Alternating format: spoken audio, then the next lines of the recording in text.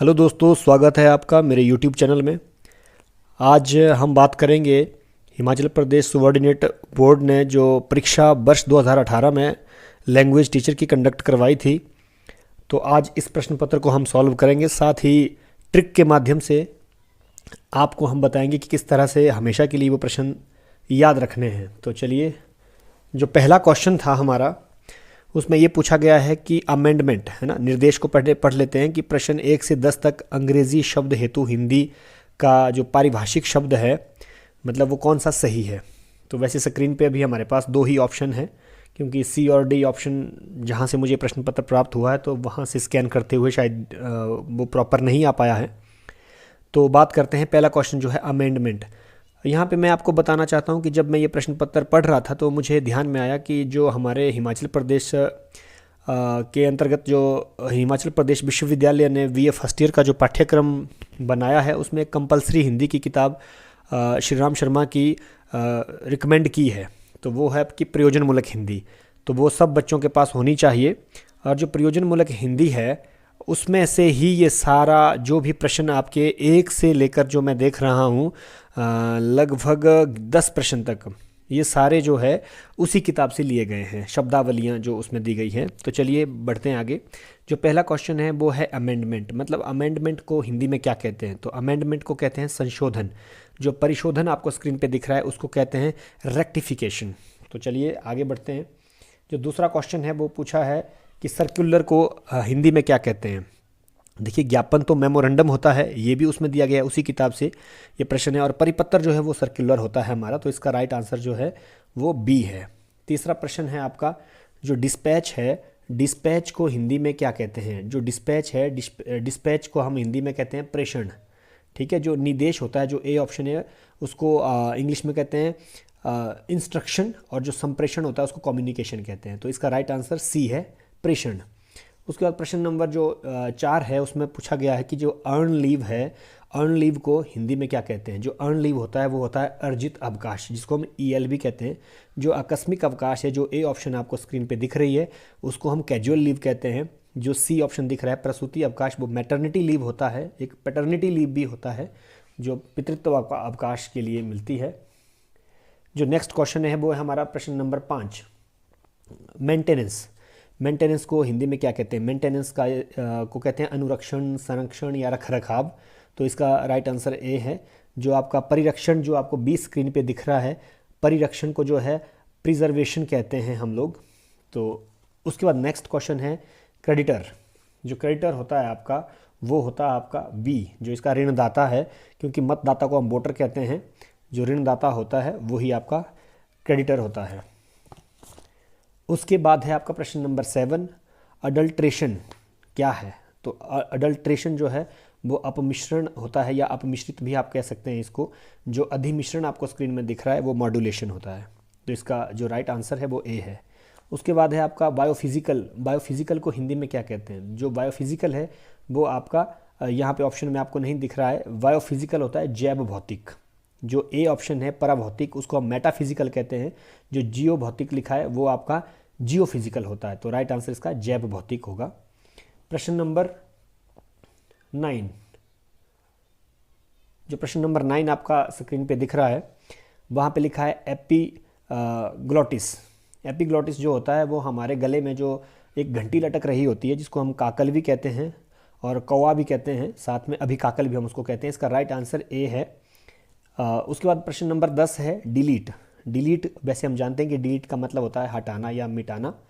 तो यहाँ पे डिलीट, इसका राइट आंसर जो है बी है। बी विलोपन, मतलब डिलीशन, डिलीट डिलीशन विलोपन, किसी चीज़ को हटाना, विलुप्त करना। तो ये विलुप्त नहीं होगा जो ए है, क्योंकि विलुप्त जो है एक्सटिंक्ट होता है। तो ये राइट आंसर जो है इसका बी रहेगा, डिलीशन, डिलीट मतलब विलोपन। प्रश्न नंबर 11, भर्तमुनि का कौन सा ग्रंथ काव्यशास्त्र विषयक है? जो भर्तमुनि का जो ग्रंथ है वो हम जानते हैं कि नाट्यशास्त्र में ही उन्होंने अपना जो उनका काव्यशास्त्र का जो ग्रंथ है वो उनका ये है। जबकि जो बी ऑप्शन दश रूपक है वो धनंजय का है। ये प्रश्न भारतीय काव्यशास्त्र से पूछा गया है। प्रश्न नंबर 12, कंप, स्वेद, मुख का पीला पड़ना आदि कौन सा मतलब अभिनय का प्रकार है? तो इसमें मैं आपको बता दूं, ये जो कंप, स्वेद और मुख का पीला पड़ना, इसके अतिरिक्त रोमांच, स्वरभंग, अश्रु, प्रलय, वैवर्ण्य, वैवर्ण्य मतलब रंग का उड़ना, ये सारे जो अभिनय का जो सात्विक भाव है उसके अंतर्गत आते हैं। ये 8 प्रकार के होते हैं सात्विक, ये भी मैं आपको बता दूं।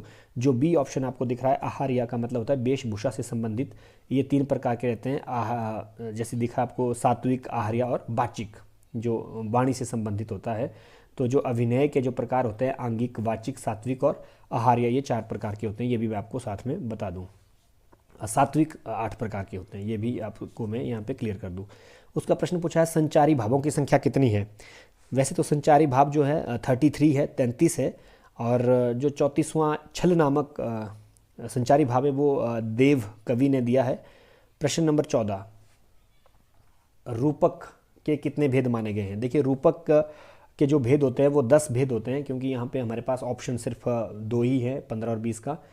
यहाँ तक हमारे पास गड़बड़ थी। रूपक के हमारे पास 10 भेद होते हैं, उसमें भी मैं आपको बता दूं नाटक, प्रकरण, भाण, व्यायोग, संबकार, डिम्ब, ईहा, मृग, अंक, विधि, प्रहसन, ये 10 उसके रूपक के भेद माने गए हैं। अब ठीक है, इसके बाद जो हमारे पास 15 से लेकर 20 तक के जो प्रश्न हैं वो हमारे पास स्क्रीन पे इसके चारों ऑप्शन दिख रहे हैं। जो इसमें 15वां क्वेश्चन है, 15 से 20 तक के प्रश्नों की जो भाववाचक संज्ञा चुनिए। तो भारतीय का होता है भारतीयता, इसका राइट आंसर सी है। प्रश्न नंबर 16, कुशल का होता है कुशलता, सुंदर का होता है सौंदर्य, सी ऑप्शन। 18, जो नीला है, नीला का जो भाववाचक संज्ञा होती है वो होती है नीलिमा। योग्य का होता है योग्यता।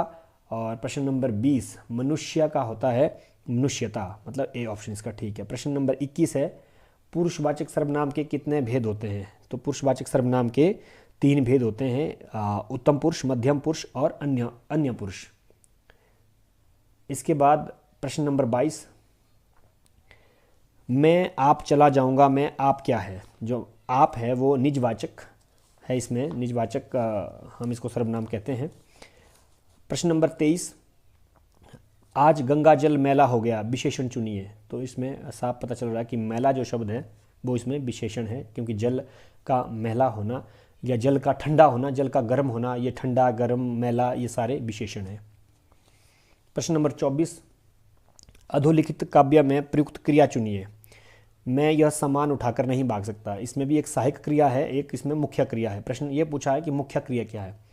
तो एक तो ये है कि जैसे मैं ये सामान उठाकर, उठाना ये इसकी सहायक क्रिया है। जो मुख्य क्रिया है वो भाग सकता है। जैसे होता है कि बच्चा दूध पीकर सो गया, तो दूध पीना सहायक क्रिया है और सो जाना वो आपकी मुख्य क्रिया रहती है।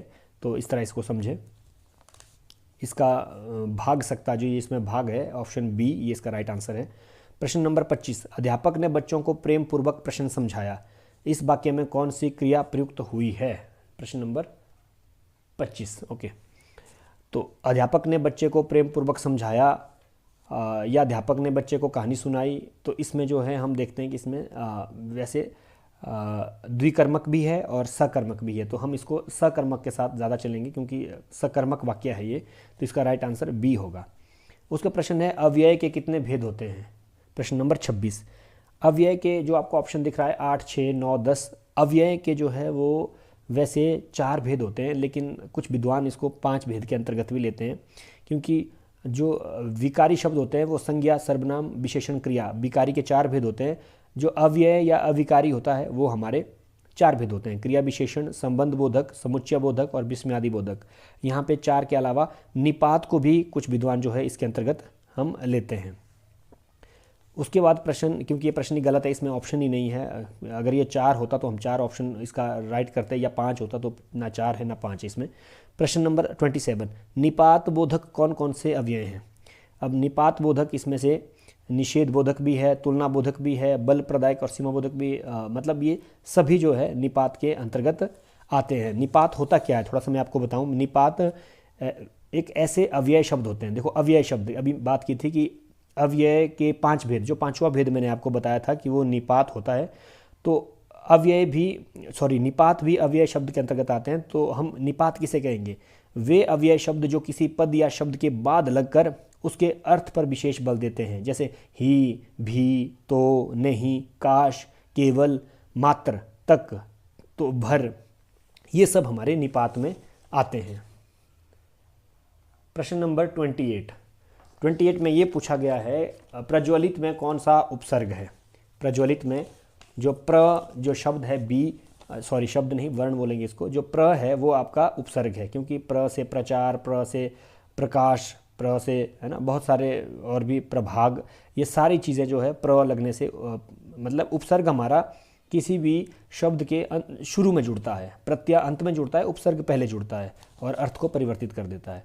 उल्लंघन, क्वेश्चन नंबर 29, उल्लंघन में कौन सा उपसर्ग है। उल्लंघन में है उत प्लस लंघन होता है ये, इसका डी ऑप्शन उत, त भी इसमें आधा है, मतलब अगर ये हलंत वाला होता तो भी इसको ही हम राइट आंसर मानते, क्योंकि त का मतलब इसमें आधा लिया, तो ये इसका डी आंसर राइट है। प्रत्यय मूल रूप से डैश होते हैं, प्रत्यय जो है वो शब्द भी नहीं होते, शब्दांश प्रत्यय होते हैं, शब्द के टुकड़े होते हैं, वो अंश होते हैं, वो पद भी नहीं है और पदयांश भी नहीं है। निम्नलिखित शब्द में कौन सा स्त्रीवाची प्रत्यय प्रयुक्त हुआ है। प्रश्न नंबर 31वां है कि निम्नलिखित शब्द में कौन सा स्त्रीवाची प्रत्यय प्रयुक्त हुआ है। आ भी नहीं होता है, आ तो जैसे गया, लाया, खाया, ये आकारांत अंत में है। का भी नहीं होता है, उसका, है ना, अका, लड़का, अका, तो इस तरह से ये नहीं है। इका, ये इका जो इकार वाला जो है वो स्त्रीवाची है। इसमें नेक्स्ट है बहुब्री समास में, बहुब्री समास की जो डेफिनेशन है, क्योंकि समास जो भी हमारे 5-6 प्रकार के रहते हैं, तो वो सब बच्चों को समास की डेफिनेशन पता होनी चाहिए, क्योंकि यहाँ पे जो बहुब्री समास है, प्रश्न परिभाषा पूछी गई है कि बहुब्री समास में क्या होता है। तो इसमें जो है तीसरा पद प्रधान होता है, या हम ये कह सकते हैं कि अन्य पद इसमें प्रधान होता है। तो ये आपके सी ऑप्शन इसका सही है।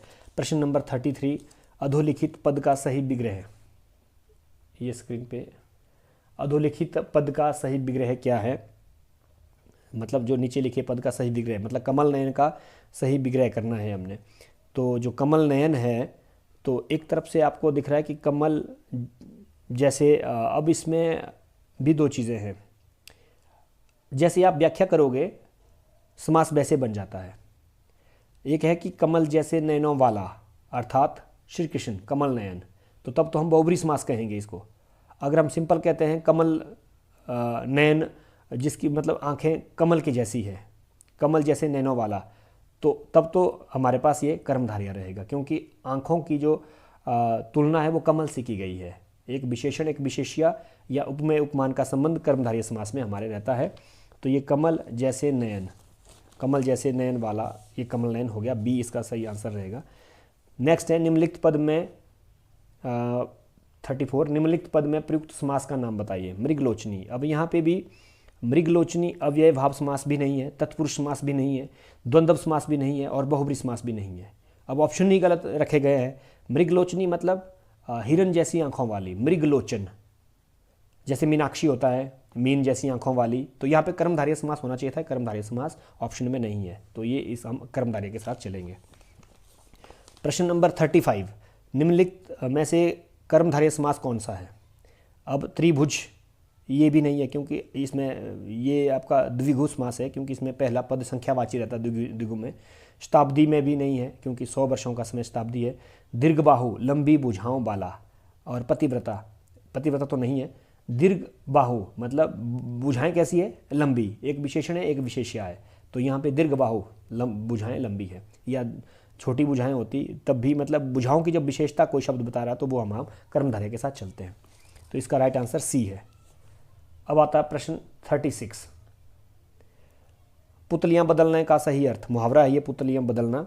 पुतलियां बदलने का मतलब होता है मरणासन अवस्था में पहुंचना। पुतलियां बदल दी उसने, हम कहते हैं कि वो ब्लैक से वाइट हो गई, मतलब पुतलियां नज़र नहीं आती है। तो जब व्यक्ति मरता है या तो वो पुतलियां बदल लेता है, वाइट दिखती है, तो लोग हाथ डालकर उनकी आंखों को बंद कर देते हैं, तो वो उस तरह से हम कहते हैं। जो नेक्स्ट है वो है पीठ पर हाथ फेरना का सही अर्थ क्या है। अब जब इसकी आंसर की मैंने देखी तो आंसर की में इसका आंसर था शाबाशी देना, और जबकि अब आप खुद देखेंगे कि पीठ पर हाथ फेरने का मतलब जैसे हम छोटे बच्चे के पीठ पर हाथ फेरते हैं, या हम जानवरों की पीठ पर हाथ फेरते हैं, है ना, चाहे उसमें हम गाय लेते हैं, चाहे कुत्ता लेते हैं, कोई भी जो हमारे पास पालतू होता है, पालतू पशु, तो हम पीठ पर हाथ फेरने का मतलब है प्यार करना, मैं ए मानता हूँ, क्योंकि आंसर की में दिया है शाबाशी देना। शाबाशी देने का मतलब पीठ थपथपाना होता है, तो मुहावरा या तो गलत पूछा गया है या फिर आंसर इसका गलत है। तो पीठ पर हाथ फेरने का मतलब प्यार करना। हम ए के साथ बढ़ेंगे। 38, निम्नलिखित शब्द का संधि विच्छेद कीजिए। उत्शिष्ट, उचिष्ट, उचिष्ट है ये शब्द, उचिष्ट। उचिष्ट का उत प्लस शिष्ट, जो इसका बी आंसर आपको स्क्रीन पे दिख रहा है हलंत वाला, वो इसका राइट आंसर है। 39, क्वेश्चन नंबर 39, अति अल्प, अति अल्प, अत्यल्प, अत्यल्प, जो इसका सी है वो इसका राइट आंसर होगा। प्रश्न नंबर 40, रस सिद्धांत के संस्थापक आचार्य। अब ये थोड़ी देर पहले भी हम भर्तमुनि पे बात कर चुके हैं। तो रस सिद्धांत के जो संस्थापक आचार्य है वो भर्तमुनि है। भर्तमुनि का जो समय है वो 200 ईस्वी पूर्व के आसपास उनको हम मानते हैं, जिन्होंने नाट्य शास्त्र लिखा है। ये हमने शुरू में इसी प्रश्न पत्र में डिस्कस किया था। तो रस सिद्धांत के संस्थापक आचार्य जो है वो आपके भर्तमुनि को माना गया है। फिर उसके बाद है, ये भारतीय काव्य शास्त्र के प्रश्न पूछे गए हैं। रस, छंद, अलंकार के जब प्रश्न की बात आती है। उसके बाद है वक्रोक्ति जीवितम किसकी रचना है? ये जो है कुंतक की रचना है, वक्रोक्ति जीवितम। उसके बाद प्रश्न नंबर 42, आलोचना शब्द किस धातु से निकली है? आलोचना जो है वो लोच धातु से निकली है, जिसका मतलब होता है देखना। आलोचना है ना, आलोचना करना। वैसे हम आलोचना को वैसे अक्सर इस शब्द को हम गलत वे में इस्तेमाल करते हैं किसी की बुराई करने से, जबकि आलोचना का मतलब होता है, इसका सिमिलर वर्ड होता है समीक्षा करना या आलोचना करना। किसी कृति की, किसी रचना के गुण और दोषों पे बात करना, ना कि सिर्फ दोषों पे बात करना, वो आलोचना है, वो समीक्षा है। मतलब बराबर देखना, सम इच्छा, बराबर देखना किसी रचना को। रचना में जो भी पॉइंट्स हैं, कमियां हैं या उसके गुण हैं या दोष है, वो बराबर देखना। आश्रय की चेष्टाओं को क्या कहते हैं? अब ये प्रश्न रस से पूछा गया है। जो आश्रय की जो चेष्टाएं होती हैं वो आपकी, अब इसमें भी मैं थोड़ा सा बता दूं आपको, जो आपका, वैसे तो ये इसका राइट आंसर अनुभाव है, सी। अनुभाव, आश्रय की चेष्टाओं को अनुभाव कहते हैं। अनुभाव भी क्या है? देखिए, विभाव के बाद जो उत्पन्न होता है। अब विभाव क्या है? विभाव का मतलब होता है कारण। अब विभाव भी दो प्रकार का होता है, आलंबन और उद्दीपन। आलंबन फिर दो प्रकार का होता है, आश्रय और विषय। आश्रय वो होती है जब किसी व्यक्ति के मन में भाव उत्पन्न होते हैं, जिसमें भाव उत्पन्न हुए, वो आश्रय है। विषय है जिसके प्रति उत्पन्न हुए। तो ये थोड़ा सा मैंने आपको डिटेल से यहाँ बताया। जो आश्रय की चेष्टाओं को हम अनुभाव कहते हैं। प्रश्न नंबर जो है, श्रृंगार रस का स्थायी भाव क्या है? जो श्रृंगार रस का स्थायी भाव है, ये रसों से प्रश्न पूछा। श्रृंगार हमारे रसों का राजा है, क्योंकि श्रृंगार के दो भेद हैं और प्रेम इसका केंद्र बिंदु है। श्रृंगार का जो स्थायी भाव है वो है रति। रति मीन्स प्रेम। और वीर का, सॉरी, उत्साह का, जो आपको स्क्रीन पे दिख रहा है 44 प्रश्न है ये। श्रृंगार उत्साह का वीर होता है, हास्य का हास होता है। रति जो आपको बताया मैंने प्रेम। क्रोध जो है वो स्थायी भाव रौद्र रस का है। प्रश्न नंबर 45, विभत्स रस का स्थायी भाव क्या है? अब देखिए, रस से ही प्रश्न बहुत सारे पूछे गए हैं। विभत्स रस का स्थायी भाव जो है वो होता है जुगुप्सा। विभत्स का मतलब होता है किसी चीज़ से चिढ़ना, चिढ़ाना। जैसे हम रास्ते में किसी देखते हैं कि कोई जानवर, मरा हुआ जानवर है, उसको कौवे चील जो है नोच नोच के खा रहे हैं, या हमें चिढ़ आती है उस चीज़ से, तो वो चीज़ होता है विभत्स, है ना, उसका स्थायी भाव होता है जुगुप्सा। और जो आपका क्रोध मैंने भी बताया था वो रौद्र है, भय भयानक रस का है। निर्वेद जो है वो शांत रस का है। श्लेष का शाब्दिक अर्थ क्या है? श्लेष का शाब्दिक अर्थ वैसे चिपका हुआ होता है, यहाँ पे चिपका हुआ कहीं नहीं है, तो इट मीन्स कटा हुआ भी नहीं है, उदासीन भी नहीं है, जुड़ा हुआ है ना, मतलब चिपका हुआ, जुड़ा हुआ एक ही है। तो इसका राइट आंसर जो है सी होगा। जब वक्ता द्वारा कही बात का श्रोता कोई और ही अर्थ लेता है तो वहाँ कौन सा अलंकार होता है? वह अलंकार से है। ये भारतीय काव्य शास्त्र से इतने प्रश्न पूछे गए हैं, तो इस पे मैंने बहुत अच्छी वीडियोस बनाई है रस अलंकार पे, आप मेरे यूट्यूब चैनल पे जाके देख सकते हैं। जब वक्ता द्वारा कही बात का श्रोता कोई और ही अर्थ निकालता है। कहने वाला तो अपनी बात को बिल्कुल सिंपल अर्थ में कहता है। जैसे जब भगवान श्री कृष्ण राधा से मिलने के लिए जाते हैं तो वो एक ब्रज भाषा का सूरदास की अच्छी पंक्ति है, को तुम। भगवान श्री कृष्ण राधा के घर जाते हैं, वो दरवाजे पे नॉक करते हैं तो अंदर से आवाज़ आती है, राधा कहती है को तुम, मतलब तुम कौन हो? बाहर भगवान श्री कृष्ण कहते हैं मैं घनश्याम। तो अंदर से आवाज़ राधा की आती है, वो कहते हैं काले बादल हो तो कहीं और जाकर बरसो। तो देखो, कहने वाले ने अपनी बात को सिंपल अर्थों में कहा कि मैं घनश्याम हूँ, उन्होंने नहीं कहा कि मैं श्री कृष्ण हूँ, लेकिन सुनने वाले ने उसका दूसरा अर्थ लिया। तो यहाँ पे हम वक्रोक्ति अलंकार उसको कहते हैं। और जो वक्रोक्ति है वो आपका शब्द अलंकार है, जहाँ पर शब्दों के माध्यम से अयशवी इसका एक ट्रिक है। अयशवी, जैसे अ से आपका अनुप्रास हो गया, य से यमक हो गया, श से श्लेष हो गया, व से बकरोक्ति हो गया, वी से विप्सा हो गया। ये जो 5 प्रकार के रहते हैं वो हमारे शब्दालंकार होते हैं। अलंकार भी 3 प्रकार के होते हैं, शब्दालंकार, अर्थालंकार और उभयालंकार। नेक्स्ट हम 48 पे बढ़ते हैं। छंद सूत्र के रचयिता कौन है? छंद सूत्र देखो, छंद का मूल ग्रंथ है और ये आचार्य पिंगल द्वारा लिखा गया है। किस छंद के प्रत्येक चरण में 16 मात्राएं होती है? चौपाई के प्रत्येक चरण में 16 मात्राएं होती हैं। ये चौपाई है, रामचरितमानस हम सब ने पढ़ा है। हर चौपाई के बाद एक दोहा आता है, तो चौपाई के प्रत्येक चरण में 16 मात्राएं रहती हैं। उसका प्रश्न नंबर 50, लक्षणा शब्द शक्ति के कितने भेद होते हैं? लक्षणा शब्द शक्ति के वैसे हमारे पास 2 भेद होते हैं, एक रूढ़ी और दूसरी प्रयोजनवती। और प्रयोजनवती भी 2 प्रकार की रहती है, एक गौड़ी और दूसरी शुद्धा। उसके बाद आता है प्रश्न हमारा, किस दर्शन ने, प्रश्न नंबर 51,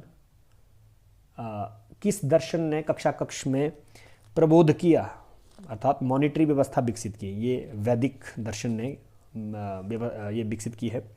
निम्न में से कौन सी विशिष्टता या फीचर्स गांधीवादी से संबंधित नहीं है? गांधीवादी ने बुनियादी शिक्षा का सिद्धांत भी दिया, अहिंसा उन्होंने दिया, स्वधर्म उन्होंने नहीं दिया, हस्तकला भी उन्होंने दिया था। किस राष्ट्र का भविष्य सुनिश्चित होता है? किसी राष्ट्र का भविष्य सुनिश्चित होता है पाठशाला में, बड़ी फैक्ट्रियों में, सैन्य मुख्यालयों में, ये सभी में। तो ये तो भविष्य का, राष्ट्र का भविष्य तो कक्षा कक्ष में ही अर्थात स्कूल पाठशाला में ही निर्मित होता है या सुनिश्चित होता है। प्रश्न नंबर 54, मध्याह्न भोजन योजना, मिड डे मील स्कीम आरंभ की गई थी। ये 15 अगस्त 1995 में की गई थी और तमिलनाडु में ये सबसे पहले स्टार्ट की गई थी। तमिलनाडु से ये शुरू हुई थी ये योजना। प्रश्न नंबर 55, शिक्षा का अधिकार अधिनियम लागू होता है। अब शिक्षा का अधिकार बहुत इंपॉर्टेंट टॉपिक है, वैसे इसका आंसर की बात करता हूँ पहले। शिक्षा का अधिकार जो है वो 6 से 14 वर्ष के बच्चों के लिए निःशुल्क और अनिवार्य शिक्षा से संबंधित था।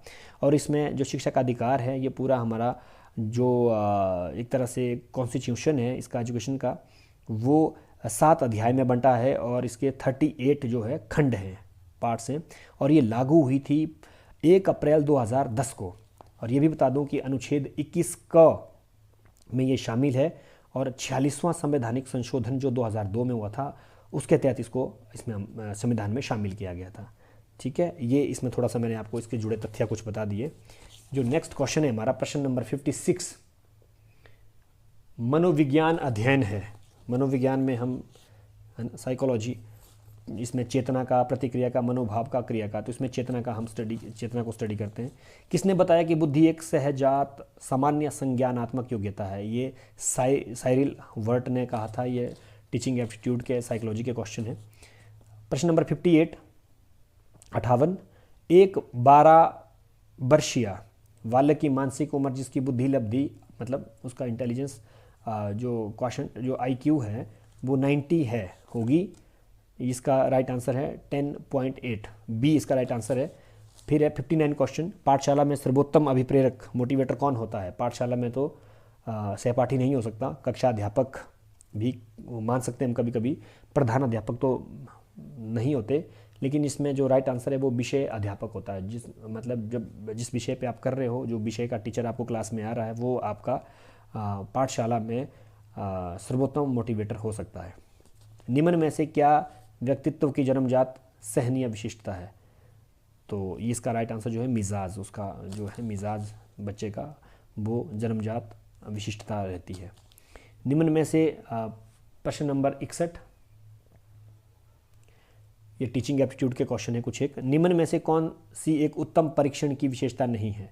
जो उत्तम परीक्षण की विशेषता नहीं है, सातत्य जो इसका डी ऑप्शन है, जिसको हम कॉन्टिन्यूटी कहते हैं या निरंतरता कहते हैं, वो इसकी एक उत्तम परीक्षण की विशेषता नहीं है। प्रश्न नंबर 62, भारतीय शिक्षा आयोग नाम है। जो भारतीय शिक्षा जो आयोग है वो हंटर कमीशन का है, क्योंकि हंटर की अध्यक्षता में ये हुआ था और लॉर्ड रिपन ने इसको नियुक्त किया था। और ये जो है भारतीय शिक्षा आयोग 1882 का है, 1882 का है। और इसमें कहते हैं कि 8 भारतीय सदस्य भी थे इस हंटर कमीशन में।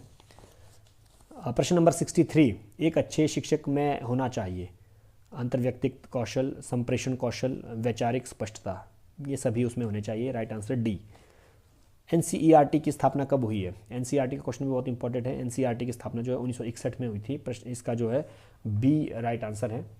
क्वेश्चन नंबर 65, शिक्षा में बौद्धिक लक्ष्य पर जोर दिया गया है। शिक्षा में बौद्धिक लक्ष्य पर जोर दिया गया था भारत में, ग्रीक में, एथेनियन में, या इनमें से कोई नहीं। ये ग्रीक में जो है शिक्षा में बौद्धिक लक्ष्य पर जोर दिया गया था।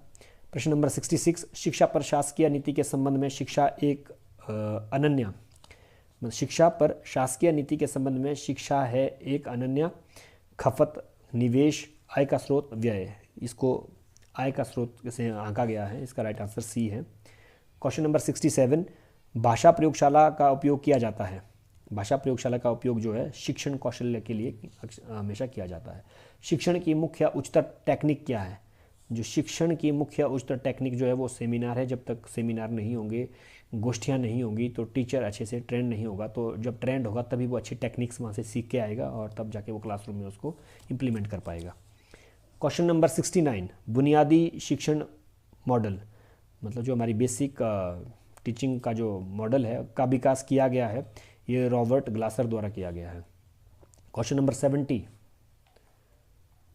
प्रश्न नंबर 70 है बहुविध मल्टीपल इंटेलिजेंस है ना, बहुविध बुद्धि का सिद्धांत किसने दिया? तो ये बीएड जिस भी बच्चे ने किया है, ये बीएड लेवल का क्वेश्चन है, क्योंकि एलटी बनने के लिए बीएड ज़रूरी है, इसीलिए बीएड के ये क्वेश्चन डाले गए हैं और बीएड का क्वेश्चन पेपर है ये, तो बीएड से ही सारे क्वेश्चन पूछे गए थे। इसका राइट आंसर है ए, गार्डनर द्वारा। प्रश्न नंबर 71, साहित्य अकादमी का अध्यक्ष कौन है? अब ये प्रश्न पत्र है 2018 का। 2018 में जो साहित्य अकादमी के जो अध्यक्ष रहे हैं वो चंद्रशेखर कंवार थे। इसका जो बी आंसर है। लेकिन वर्तमान में जब ये इसको सॉल्व किया जा रहा है 2024 में, तो जो हमारे चंद्रशेखर कंवार थे वो 18 से 22 तक थे। 2023 में माधव कौशिक जी नियुक्त हुए हैं और वर्तमान में भी 2024 में माधव कौशिक जी साहित्य अकादमी के अध्यक्ष हैं और जो इसके उपाध्यक्ष हैं वो कुमुद शर्मा जी हैं। प्रश्न 72, अंडर 19 क्रिकेट विश्व कप 2018 किस देश ने जीता? तो ये करंट अफेयर के क्वेश्चन है 2018 के, तो भारत ने उस समय ये अंडर 19 क्रिकेट वर्ल्ड कप जीता था। प्रश्न नंबर 73, नेपाल का नया प्रधानमंत्री वर्ष 2018 में कौन बना? तो उस समय केपी शर्मा ओली बने थे इसके प्रधानमंत्री, लेकिन वर्तमान में जो है प्रधानमंत्री इसके पुष्पा कमल दहल है। 2024 की बात कर रहा हूँ, पुष्पा कमल दहल है और राष्ट्रपति जो है विद्या देवी है। प्रश्न नंबर 74, नीति आयोग द्वारा, नीति आयोग से भी हमेशा क्वेश्चन आए हैं। अभी मैंने 2017 का सॉल्व करके अपने चैनल पर डाला था, तो उसमें भी ये क्वेश्चन पूछा था कि निम्न में से कौन स्वतंत्र संस्था है, तो नीति आयोग थी। अब यहाँ पे पूछा गया नीति आयोग द्वारा 2018 में जारी स्वास्थ्य सूचकांक में बड़े राज्यों में किसे प्रथम स्थान मिला है? तो नीति आयोग द्वारा जो स्वास्थ्य सूचकांक है वो केरला को दिया गया था 2018 में। ए इसका राइट आंसर है। प्रश्न 75, भारत का कौन सा तैराक फरवरी 2018 में ओशियन 7 चैलेंज पूरा करने वाला दुनिया का सबसे युवा तैराक बन गया? तो रोहन मोरे। ये सारे करंट अफेयर के क्वेश्चन है। एक संख्या के 15वें भाग, 12वें भाग तथा 7वें भाग का योग 1353 है, तो संख्या क्या है? तो ये रीजनिंग का क्वेश्चन है, थोड़ा सा मैथमेटिक्स है इसमें, 2 क्वेश्चन मैथमेटिक्स के आए हैं, तो इसका राइट आंसर डी है। और जो 77 क्वेश्चन है मैथ का ये भी, तो इसका राइट आंसर भी डी है। तो हमारे पास ये थोड़ी सी हैंग हो गया था यहाँ पे। हम 78 की तरफ जा रहे हैं, जो 78 नंबर का क्वेश्चन है। यदि ये हमारा रीजनिंग का क्वेश्चन है, यदि रीजन का कोड नंबर 5 है, बिलीव्ड का 7 है, तो इसी प्रकार पैटर्न में गवर्नमेंट का कोड क्या होगा? तो ये सिंपल है। रीजन में हमारे पास 6 लेटर है, तो एक कम करके 5 दिखाया है। बिलीव्ड में हमारे पास 8 लेटर है, तो एक कम करके इन्होंने इसको 7 दिखाया है। तो इसी तरह गवर्नमेंट में हम काउंट करेंगे तो 1 2 3 4 5 6 7 8 9 10 आ रहे हैं, तो हम एक कम करके दिखाएंगे तो 9। इसका राइट आंसर सी होगा। उसी तरह निम्नलिखित में से कौन एक क्षार नहीं है? साइंस के क्वेश्चन है, तो इसका राइट आंसर जो है 79 का डी होगा, C2H5OH, क्योंकि ये एथिल अल्कोहल का सूत्र है। उसके बाद प्रश्न नंबर 80, शरीर में ताप नियंत्रण का केंद्र, जो शरीर में ताप नियंत्रण का केंद्र है वो आपका हाइपोथैलेमस है, क्योंकि ये हमारे माइंड के केंद्र में, मस्तिष्क के केंद्र में स्थित होता है। प्रश्न नंबर 81, निम्नलिखित में कौन शेष 3 से भिन्न है? प्राकृतिक गैस, पेट्रोलियम, कोयला या भूतापीय ऊर्जा ना? तो इसमें ये तीनों जो देख रहे हैं तो ये गैसिया होते हैं, कोयला भी एक तरह से मतलब उसकी भी गैस, पेट्रोलियम प्राकृतिक गैस, जो भूताप या ऊर्जा है ये इसमें भिन्न है। प्रश्न नंबर 82, निम्नलिखित में से कौन सा यौन संचित रोग नहीं है? तो यौन संचित रोग इसमें से हेपेटाइटिस नहीं है, हेपेटाइटिस इसका राइट आंसर बी है। जो नेक्स्ट क्वेश्चन है आपका क्वेश्चन नंबर 83, गैल्वेनाइजेशन विधि में लोहे को जंग बचाने से के लिए हमें किसकी पतली परत चढ़ाई जाती है? तो ये जिंक की पतली परत इसमें चढ़ाई जाती है। प्रश्न नंबर 84, तहकीक ए हिंद नामक पुस्तक किसने लिखी है? ये अल्बेरूनी ने लिखी है। वैशेषिक दर्शन किससे संबंधित है? वैशेषिक दर्शन जो है कणाद से संबंधित है। संख्या शास्त्र कपिल मुनि से संबंधित है ना, तो ये सब हमें मालूम होना चाहिए। प्रश्न नंबर 86, किस शासक को सेंड्रोकोटस भी कहा जाता है? चंद्रगुप्त मौर्य को जो है हम सेंड्रोकोटस के नाम से या इसको उनकी उपाधि दी गई थी, इससे जानते हैं। चेर राज्य की राजधानी कहाँ थी? प्रश्न नंबर 87, चेर राज्य की जो राजधानी थी वो आपकी वांजी थी, इसका राइट आंसर डी है। तराइन का प्रथम युद्ध कब लड़ा गया था? ये हम पहले भी विस्तार से डिस्कस कर चुके हैं। पहले वाले 2017 के जो क्वेश्चन पेपर में भी ये क्वेश्चन पूछा गया था कि किसके मध्य हुई थी तराइन का पहला 1191, दूसरा 1192 है ना, तो वहाँ पे तीनों प्रकार की जो लड़ाइयाँ हैं वो मैंने डिस्कस की है, किस किस के मध्य ये लड़ाइयाँ लड़ी गई थी वो भी मैंने उसमें डिस्कस किया है। नेक्स्ट प्रश्न नंबर 89, नवासी किस दिल्ली सुल्तान ने सिजदा नामक प्रथा की शुरुआत की थी? ये जो है बलबन ने सजदा नामक जो प्रथा की शुरुआत की थी। प्रश्न 90, किस मुगल शासक को जिंदा पीर कहा जाता है? औरंगजेब को जो है जिंदा पीर कहा जाता है। ये हिस्ट्री के क्वेश्चन है। किसके शासनकाल में सिंध का विलय 1843 ईस्वी ब्रिटिश क्षेत्र में किया गया था? ये किसके शासनकाल में सिंध का विलय? जो सिंध का विलय हुआ था वो था लॉर्ड एलनबरो के समय में। इसका राइट आंसर 91 का डी है। क्वेश्चन नंबर 92, 1896 ईस्वी में न्यूयॉर्क में वेदांत सोसाइटी का गठन किसने किया था? 1896 में जब न्यूयॉर्क में स्वामी विवेकानंद गए थे इंडिया की तरफ से, तो उन्होंने वहाँ पे वेदांत सोसाइटी का गठन किया था। करो या मरो नारा किसने दिया था? ये नारे भी हमें सारे याद करने चाहिए जब भी हम एग्ज़ाम में जाते हैं तैयारी करके।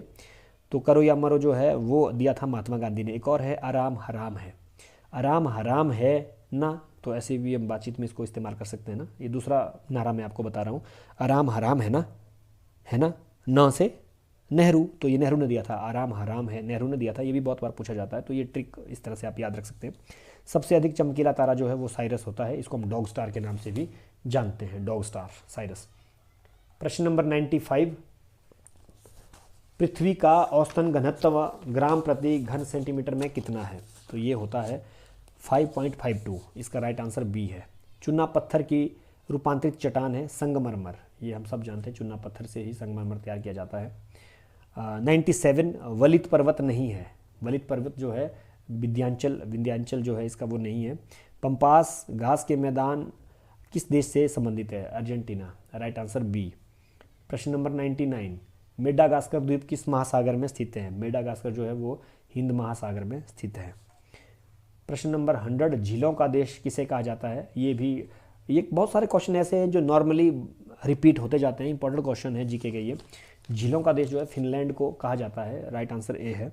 भारत का दक्षिणतम बिंदु, ये प्रश्न भी बहुत बार पूछा जाता है कि भारत का पूर्वी बिंदु, उत्तरी बिंदु है ना, दक्षिणी बिंदु पूछा है, तो पश्चिमी बिंदु भी, ये चारों बिंदु जो है हमें मालूम होने चाहिए। यहाँ पे जो है भारत का दक्षिणतम बिंदु जो है इंदिरा पॉइंट है, ये वाला बी आंसर। प्रश्न नंबर 102, सरसों का सर्वाधिक उत्पादन किस राज्य में होता है? सरसों जो है सबसे ज़्यादा राजस्थान में पाई जाती है, राइट आंसर ए है। प्रश्न नंबर 103, इरुला जनजाति किस राज्य से संबंधित है? इरुला जो है तमिलनाडु में पाई जाती है। प्रश्न नंबर 104, सबसे बड़ा व व्यस्त बंदरगाह जो है वो आपका मुंबई है।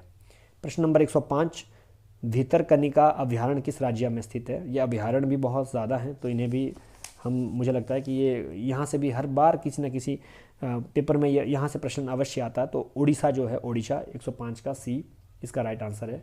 प्रश्न नंबर 106, भारतीय संविधान की 6ठी अनुसूची में किस राज्य के प्रशासन के बारे में बताया गया है? ये जो हमारी अनुसूचियाँ हैं, ये अनुसूचियाँ भी हमें मालूम होनी चाहिए। अध्याय संविधान में वो सारे हमें पता होनी चाहिए, कौन सा अध्याय में किसका जिक्र किया गया और जो हमारी अनुसूचियां हैं, 12 अनुसूचियां हैं, उनका भी हमें मालूम होना चाहिए कि इस अनुसूची में कितने विषय हैं या किस राज्य से, कौन से विषय राज्य सूची के हैं, कौन से संघ सूची के, कौन से संवर्ती सूची के। प्रश्न नंबर 107, भारत में पहली आपातकालीन स्थिति की घोषणा किस वर्ष हुई थी? ये जितना भी हमें हमारा आज तक आपातकाल की स्थिति भारत में लगी है तो वो हमें सारा पता होना चाहिए। अगर मैं यहाँ पे हर एक चीज़ का डिस्कस करूँ तो समय ज़्यादा लंबा चला जाएगा। तो भारत में पहली बार जो है आपातकाल की घोषणा जो है 1965 में की गई थी। Right answer is D. Rajya Sabha के सदस्य कितनी अवधि के लिए निर्वाचित किए जाते हैं? राज्यसभा के सदस्य जो है 5 साल, राज्यसभा के सदस्य 6 साल के लिए चुने जाते हैं, जबकि लोकसभा के जो है वो 5 साल के लिए चुने जाते हैं। प्रश्न नंबर 109, भारत में सर्वप्रथम किस राज्य में लोक अदालतों का गठन किया गया है? लोक अदालतें सर्वप्रथम जो है महाराष्ट्र में बनाई गई थी, इनका गठन वहाँ पे हुआ था। प्रश्न नंबर 110, संविधान के किस अनुच्छेद के अंतर्गत वित्त आयोग का गठन किया जाता है? ये प्रश्न भी बहुत इंपॉर्टेंट है। वित्त आयोग जो है 280 से संबंधित है, 280 में इसका जिक्र किया गया है। नीति आयोग का क्वेश्चन फिर से रिपीट हो गया। नीति आयोग का गठन किस वर्ष किया गया था? मतलब यहाँ से नीति आयोग से प्रश्न आता ही आता है, जैसे शिक्षा का अधिकार, RTI हो गया, RTE हो गया, है ना। तो ये सूचना का अधिकार, शिक्षा का अधिकार, नीति आयोग, ये बहुत इंपॉर्टेंट विषय है। अब हमारा नया महत्वपूर्ण विषय आने वाला है, जो हमारा ये न्यू एजुकेशन पॉलिसी की बात हम कर रहे हैं, नेशनल एजुकेशन पॉलिसी, सॉरी। तो वहाँ से भी अब क्वेश्चन मतलब पुट आउट होंगे ही होंगे, पूछे जाएंगे। तो हमारा प्रश्न है, नीति आयोग का गठन किया गया था 1950 में, ये इसका राइट आंसर। प्रश्न नंबर 112, भारत में बीमा क्षेत्र की शुरुआत कब हुई है? बीमा क्षेत्र की शुरुआत जो है 1923 में हुई थी। प्रश्न नंबर 113, स्टैंड अप इंडिया अभियान योजना कब आरंभ हुई? स्टैंड अप इंडिया अभियान योजना जो है 2012 में प्रारंभ की गई थी। प्रश्न नंबर 114, प्रदेश में प्रसिद्ध राधे श्याम मंदिर कहाँ पर स्थित है? ये हमारे अब हिमाचल प्रदेश से संबंधित क्वेश्चन है, राज्य लेवल के जो जीके है। 114 का जो है राधे श्याम मंदिर उन्ना में स्थित है। Right answer is D. उसका उदयपुर का पुराना नाम, ये उदयपुर जो है लाहौल स्पीति ज़िले का मुख्यालय है। सॉरी, उदयपुर नहीं है बल्कि केलोंग है मुख्यालय। ये वहीं पे साथ में ही है, केलोंग और उदयपुर की दूरी लगभग 50-55 किलोमीटर दूर है। तो पूछा गया है कि उदयपुर का पुराना नाम क्या था? ये था मारकुल। मारकुल हो या मृकुला, क्योंकि इसी के नाम पर मृकुला देवी का जो मंदिर है बहुत प्रसिद्ध मंदिर है, वहाँ पे पड़ा है। प्रश्न नंबर 116, हिमाचल प्रदेश में सबसे कम जनसंख्या घनत्व वाला जिला कौन सा है? ये भी लाहौल स्पीति। मतलब दोनों क्वेश्चन देखो लाहौल स्पीति से पूछे गए हैं।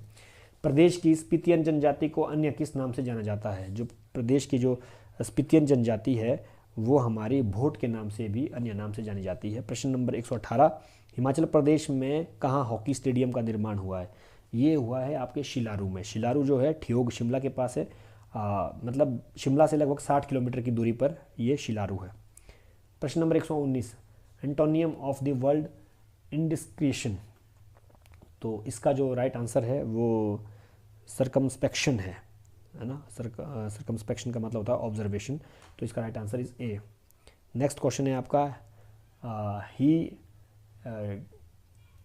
Readily dash his enemies. तो इसका राइट आंसर है फॉरगिव, क्षमा करना ना। तो 120 का सी। प्रश्न नंबर 121, हिंदी साहित्य के प्रारंभिक काल को सिद्ध सामंत काल किसने कहा है? यहाँ से भी प्रश्न आता ही है, क्योंकि आदिकाल के अनेकों नाम हैं, भक्ति काल के जैसे रीतिकाल के, है ना, उस तरह से ही आदिकाल में भी अनेक विद्वानों ने अलग अलग नामों से हमें जाना है। प्रश्न ये कि आदि का जो हमारा प्रारंभिक काल को या आदिकाल को सिद्ध सामंत काल किसने कहा है? ये कहा है महापंडित राहुल सांकृत्यायन ने। आसान है याद रखना, सांकृत्यायन सिद्ध सामंत, है ना। तो यहाँ ट्रिक इस तरह से भी आप इसको समझ सकते हैं। प्रश्न नंबर 122, जयमयंक जस चंद्रिका के रचनाकार कौन है? जयमयंक जस चंद्रिका के रचनाकार जो है मधुकर कवि हैं। प्रश्न नंबर 123, भक्ति काल का नाम किसका दिया हुआ है? भक्ति काल का नाम जो है रामचंद्र शुक्ल का सुझाया हुआ या दिया हुआ है। प्रश्न नंबर 124, रीति काल को अपकर्ष काल का नाम किसने दिया? रीति काल को जो अपकर्ष काल का नाम दिया डॉक्टर गणपति चंद्र गुप्त ने। प्रश्न नंबर 125, जनक पचीसी के रचनाकार कौन है? जो जनक पचीसी रचना है उसके रचनाकार जो है कवि मुंडन जी हैं। Right answer is a. Nathuram Sharma किस युग के साहित्यकार हैं? नाथूराम शर्मा द्विवेदी युग के कवि हैं। मैंने पिछले प्रश्न पत्र में भी डिस्कस किया था कि हमें कम से कम जो भारतेंदु युग के कवि हैं वो भी 10 पता होने चाहिए। द्विवेदी युग के हालावाद में तो चलो हमारे हरिवंश राय बच्चन जी हैं। छायावाद के भी हमें जो 4 हैं, PNPB करके मैंने ट्रिक बताया था अपने पिछली वीडियो में। P से प्रसाद मतलब जयशंकर प्रसाद, N से सूर्यकांत निराला, सूर्यकांत त्रिपाठी निराला, PNP, P से पंत मतलब सुमित्रा नंदन पंत, और V से वर्मा, महादेवी वर्मा। ये 4 हमारे प्रमुख स्तंभ माने गए हैं। ये मैंने इसीलिए PNPB, प्रसाद, निराला, पंत और वर्मा के नाम से इनको इस तरह से याद किया क्योंकि इनका बहुत बार जन्म भी हमें सीक्वेंस में लगाने को आता, तो इनका जन्म भी वैसे ही हुआ है ना। तो जैसे PN प्रसाद से हमने स्टार्ट किया तो सबसे पहले प्रसाद पैदा हुए हैं, फिर निराला पैदा हुए हैं, इस तरह से ये अलग अलग इसमें में हमने इस तरह से इसको तैयार किया था। समालोचक मासिक साहित्यिक पत्रिका किस युग में प्रकाशित हुई है? प्रश्न नंबर 127। समालोचक मासिक साहित्यिक पत्रिका जो है वो द्विवेदी युग की है। प्रश्न नंबर 128। भगवती चरण वर्मा किस बात से जुड़े हैं? भगवती चरण वर्मा का नाम जब भी मेरे सामने आता है तो उनका जो प्रसिद्ध उपन्यास चित्रलेखा जो 1934 में लिखा गया है वो कि मेरी नज़रों के सामने आता है क्योंकि उस पर 2 बार फिल्में भी बनी हैं, 2 बार फिल्म बन चुकी है। अब मुझे याद नहीं है, शायद भूले बिस्तरे चित्र इनकी एक रचना थी जिसमें इनको साहित्य अकादमी पुरस्कार भी मिला था और पद्म भूषण पुरस्कार भी इनको दिया गया 1971 में, कुछ ऐसा मुझे ध्यान है। भगवती चरण वर्मा जो है प्रगतिवाद के कवि हैं, इसका राइट आंसर जो है बी है। उसके बाद प्रश्न नंबर 129। कृषक क्रंदन किसकी काव्य रचना है? जो कृषक क्रंदन रचना है वो ज्ञा प्रसाद शुक्ल स्नेही की है क्योंकि इसके अलावा इनकी जो प्रसिद्ध रचना है वो प्रेम पचीसी, कुसुमांजलि, ये भी इनकी प्रसिद्ध रचनाएं रही हैं। प्रश्न नंबर 130।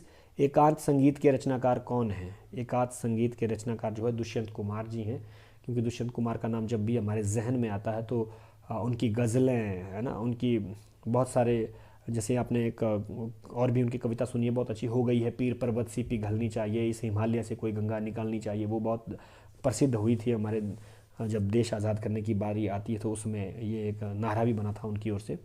और एक गाना भी उनका बहुत अच्छा है कि तू किसी रेल सी गुजरती है, मैं किसी पुल सा थर थर आता हूँ, तो ये इस तरह के उनके गीत भी हैं।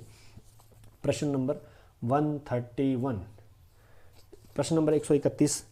ज़मीन पक रही है किसकी रचना है? जो ज़मीन पक रही है केदारनाथ सिंह की रचना है। केदारनाथ सिंह हिंदी में एक बहुत बड़ा नाम है क्योंकि जो केदारनाथ सिंह है 2013 में केदारनाथ सिंह जी को ज्ञानपीठ पुरस्कार से नवाजा गया है और 1989 को उनको साहित्य अकादमी अवार्ड भी मिला है और बिंब के कवि हमारे माने जाते हैं ये, और मुझे लगता है शायद 3रे सप्तक के ये कवि भी रहे हैं केदारनाथ सिंह जी।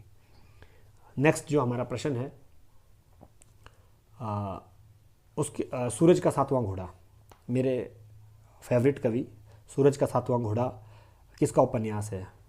सूरज का 7वां घोड़ा जो है हमारा धर्मवीर भारती जी की रचना है। गुनाहों का देवता भी इनका एक प्रसिद्ध, सूरज का 7वां घोड़ा 1952 में शायद प्रकाशित हुआ था। गुनाहों का देवता भी इनका प्रसिद्ध उपन्यास है और 1972 में जो है धर्मवीर भारती जी को पद्मश्री अवार्ड से भी नवाजा गया है। इनका एक प्रसिद्ध नाटक अंधा युग 1954 है, आई थिंक मेलांचल का भी 54 है, फणीश्वर नाथ रेणु का। तो ये कुछ एक डेट्स जो सिमिलर थी तो मुझे ऐसे ही ध्यान है इनका। अंधा युग नाटक भी 1954 में लिखा गया था।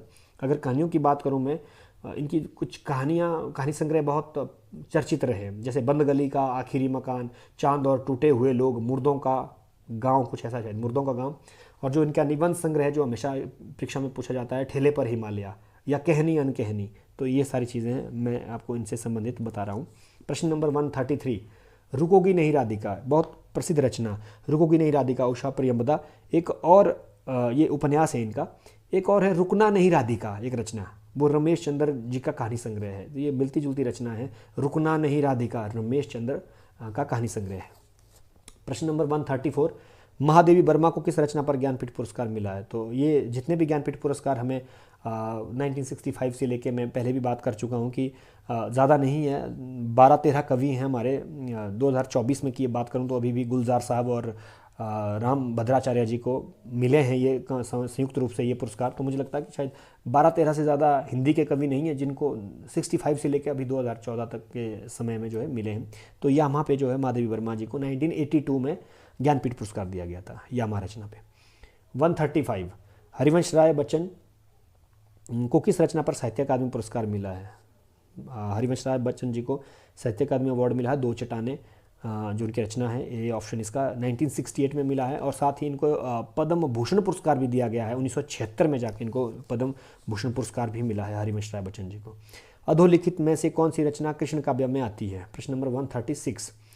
तो कृष्ण काव्य में हमारी रचना आती है परमानंद सागर, ये इनकी उसमें कृष्ण काव्य की रचना है। प्रश्न नंबर 137, निम्नलिखित में से कौन सी रचना खंड काव्य है? अब खंड काव्य बहुत सारी रचना तो नहीं हमारे हिंदी साहित्य में, कुछ एक रचनाएं हैं, क्योंकि पहले हमें ये समझना पड़ेगा कि खंड काव्य, एक तो ये प्रबंध काव्य का भेद है, प्रबंध काव्य के अंतर्गत ही खंड काव्य आते हैं।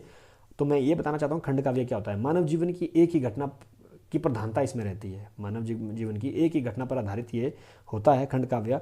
इसका राइट आंसर तो जयद्रथ वध है। इसके अलावा पंचवटी, जानकी मंगल, सुदामा चरित, पार्वती मंगल आदि रचनाएं भी हैं जो हमारी खंड काव्य में हम उनको मानते हैं। प्रश्न नंबर 138, 138, लुईपाद के पद कौन सा काव्य है? लुईपाद के पद कौन सा काव्य है? ये हमारा लुईपा, सरप्पा, शबरपा, डोम्बिपा, कण्हप्पा है ना, ये सारे सिद्ध कवि हैं हमारे और सिद्ध काव्य है ये।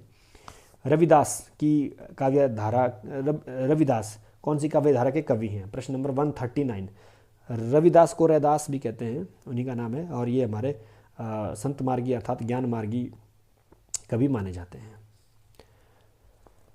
उसके बाद है 140,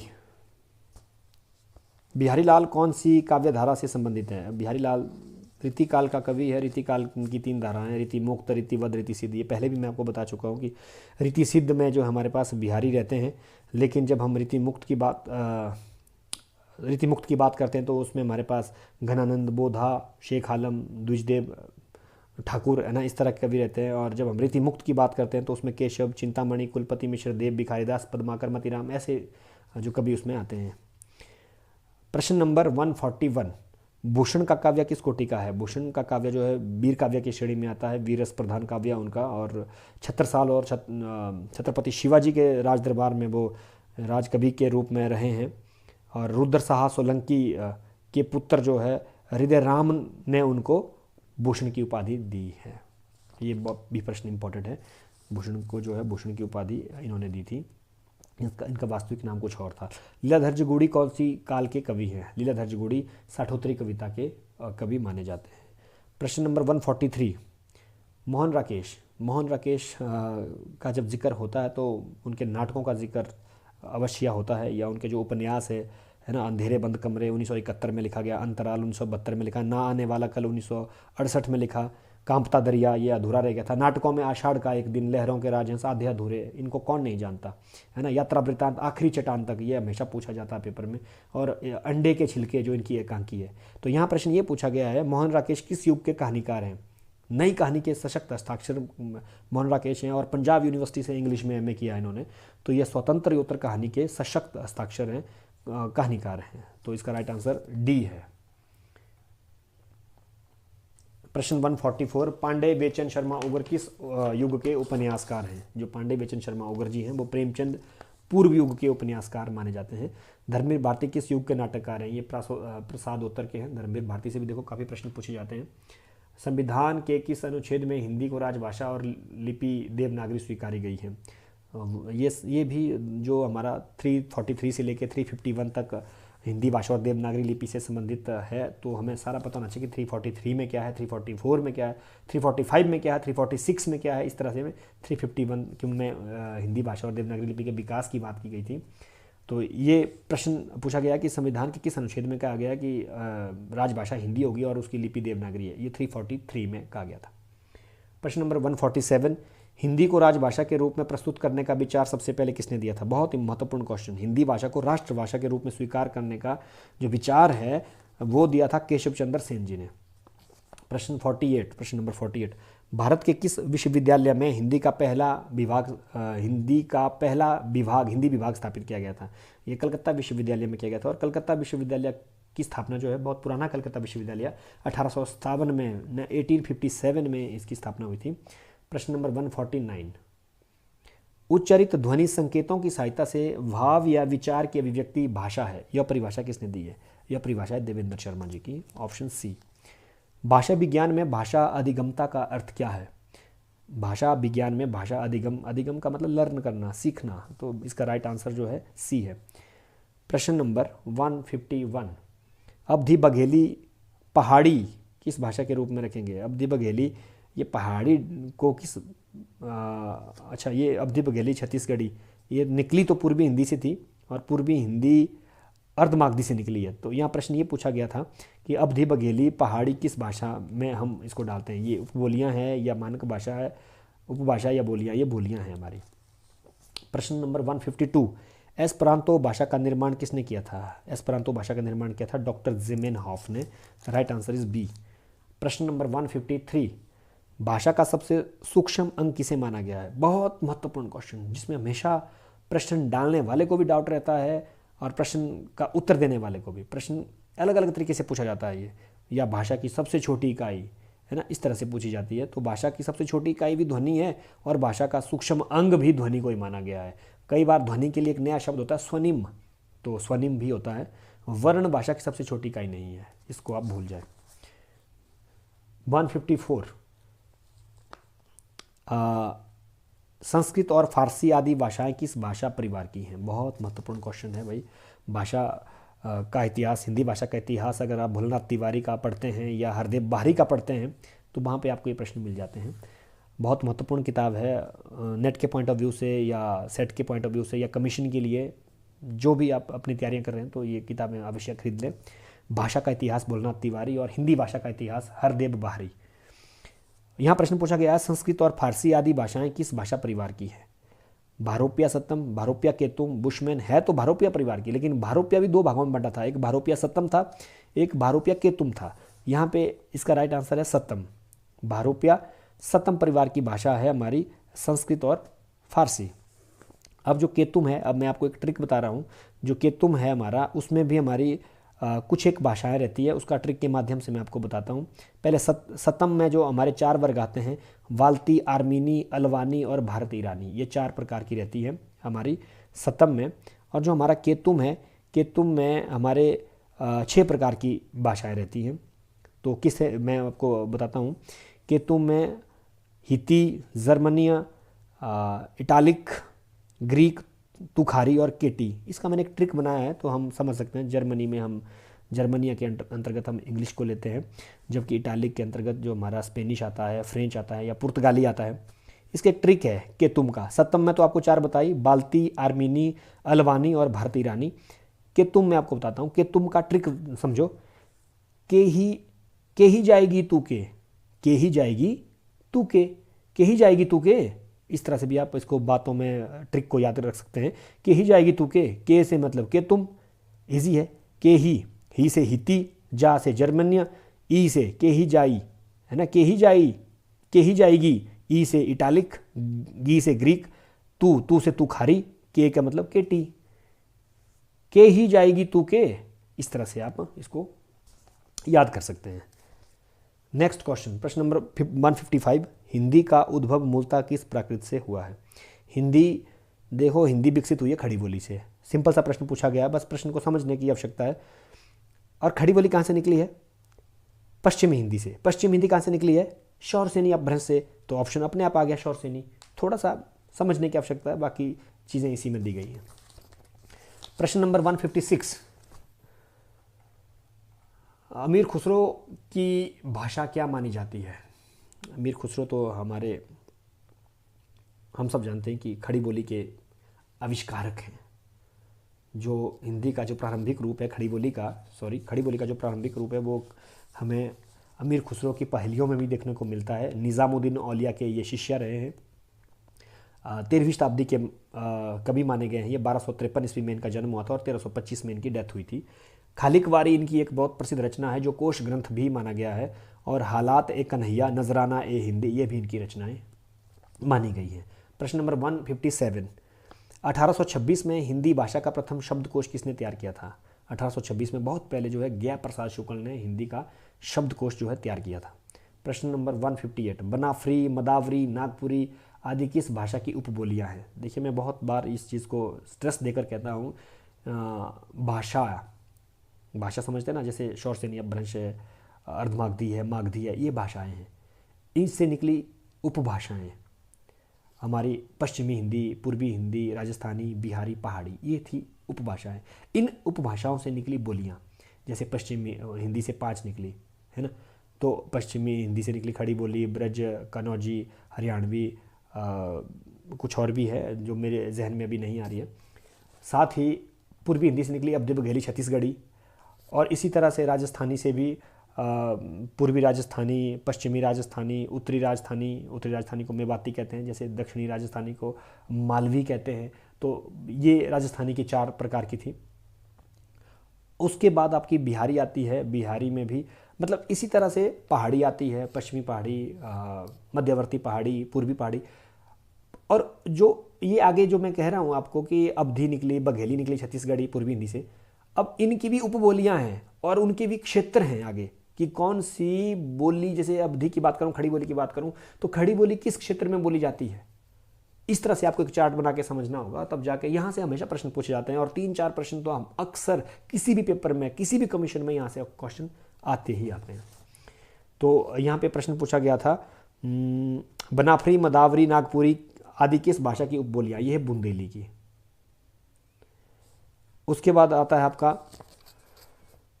प्रश्न नंबर 159, सौंदर्य शास्त्र का जनक पश्चिम में किसे माना जाता है। सौंदर्य शास्त्र का जो जनक है पश्चिम में उसको बोमगार्टन को माना जाता है। Right answer is B. 160 प्रश्न नंबर 160, मलार में बादलेयर, मेटरलिंक, W.P. येट्स का संबंध किस साहित्यवाद से रहा है। ये सारे प्रतीकवाद के हैं। प्रश्न 161, ओडेसी, इलियड, महाकाव्य किस काव्य की रचनाएं हैं। ये सारा पाश्चात्य काव्य शास्त्र से लिया गया है। ये MA का सिलेबस है, PG का सिलेबस। ओडेसी, इलियड, महाकाव्य किस कवि की रचना, ये होमर की है। प्रश्न नंबर 162, अधोलिखित में से सिसरो का कौन सा ग्रंथ है। डी और टेरी, बी इसका राइट आंसर है। कविता में टेक्सचर और स्ट्रक्चर की बात किसने की है। 163, प्रश्न नंबर 163, इसका राइट आंसर है रेनसम, बी, है ना। 164, क्लिंथ ब्रुक्स ने काव्य भाषा का प्रमुख गुण क्या माना है। इसने माना है सांकेतिकता। Right answer is B. प्रश्न नंबर 165, एलन टेट काव्य का अस्तित्व किस पर निर्भर मानते हैं। जो एलन टेट है वो काव्य का अस्तित्व जो है तनाव, टेंशन पर निर्भर मानते हैं। प्रश्न नंबर 166 से जो 170 तक है वो वाक्यांश के लिए उचित शब्द चुनने हैं। भाई उपकार को मानने वाला होता है विज्ञ तो जानकार होता है, सर्वज्ञ सब कुछ जानने वाला होता है। उपकार को मानने वाला कृतज्ञ, राइट आंसर इज डी। उपकार को ना मानने वाला होता है कृतघ्न, और मानने वाला होता है कृतज्ञ। प्रज्ञा तो बुद्धि होता है। जिसने ऋण चुका दिया हो ये होता है उऋण, राइट आंसर इज बी। उऋण भी हम इसको, उऋण ही हम इसको कहते हैं, उत्तीर्ण ये नहीं होता। सिर से पैर तक होता है आपाद मस्तक। जिस स्त्री का पति विदेश में रहता है, यहाँ पर मैं थोड़ा सा रुकना चाहता हूँ क्योंकि नायक भी अलग अलग प्रकार के होते हैं और नायिका भी अलग अलग प्रकार की होती है। यहाँ पे एक स्पेशल वीडियो बनाऊंगा मैं जिसमें मैं डिस्कस करूंगा कि नायक कितने प्रकार के होते हैं और नायिका कितने प्रकार की होती है। आप बने रहें क्योंकि यहाँ पे ये समय काफ़ी लंबा जा रहा है। तो यहाँ पे प्रश्न है जिस स्त्री का पति विदेश में रहता है वो होता है प्रेषित पति का। इसका जो राइट आंसर है वो है आपका डी, प्रेषित पति का। पर मुझे इसमें प्रोषित पति का, प्रोषित पति का, प्रेषित होता है वैसे जाना गया हो, जिसका पति विदेश में गया हो। प्रोषित पति का तो नहीं लग रहा, प्रेषित पति का लग रहा है। इसका राइट आंसर डी। पृथ्वी से संबंध रखने वाला होता है पार्थिव, तो इसका right answer is D. Thank you so much. यहाँ पे हमारा ये प्रश्न पत्र समाप्त होता है। तो मैं देख रहा हूँ कि जिस तरह का एक स्टैंडर्ड था 2017, 18, 19, 20 का प्रश्न पत्र का, जो एक लैंग्वेज टीचर का होता है, वो काफ़ी मतलब थोड़ा थोड़ा चेंज हो रहा है। अगर आप वर्तमान में जो हमारा 7 अप्रैल 2024 को जो पेपर लेक्चरर का हुआ है वो काफ़ी टिपिकल पूछा गया था, क्योंकि कमीशन शिमला में से जो पेपर कंडक्ट होते हैं उनका स्टैंडर्ड हमेशा थोड़ा सा हाई रहता है। और जैसे ही ये हमीरपुर बोर्ड का जो स्टैंडर्ड थोड़ा सा हम उसको डाउन मानते हैं, उस बोर्ड को भी, तो डाउन तो नहीं कह सकते, लेकिन वहाँ पे जो कमेटी है जो इन प्रश्नों की स्क्रूटनी करती है या प्रश्न तैयार करने वाले हैं, वो थोड़े से स्टैंडर्डाइज्ड क्वेश्चन होते हैं उनको ही उसमें सम्मिलित करते हैं, उसमें ही डालते हैं। तो मैं उम्मीद करता हूँ कि मेरा प्रयास एक दिन ज़रूर आपको आगे लेके जाएगा। इन्हीं शब्दों के साथ जय हिंद, जय Bharat. Thank you so much.